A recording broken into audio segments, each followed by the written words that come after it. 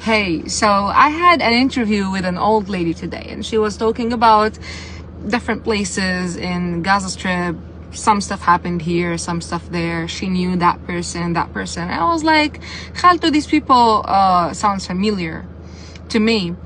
And she was like, yeah, I know them. I knew them from Beit Hanun. I've been in Beit Hanun this era. I was like, I'm originally from Beit Hanun. Do you know that, Khalto?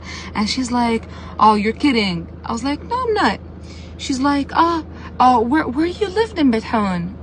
What is your family? I told her. She told me, yeah, but I preferred people from that family, and we knew them. They were our neighbors. We saw them in this war. And I was like, that's my grandpa, and his name is Ustaz. That's how I knew him. She called him by his nickname, because my grandpa, Ustaz, means the teacher. He was from like one of the first teachers in Beit Hanun. He taught most of the generation. He taught my father, for example. And she was like, no, you're kidding. This time you're kidding. I was like, no, his nickname is Ustaz, and that's his name, and he's my grandpa. The moral of the story is that I love our community. I love the Palestinians. I love how Israel has been trying desperately since the beginning, for decades now, to separate us. Like West Bank and Gaza Strip, and people living in the 1948. Like people living in the camps, in the village and the city.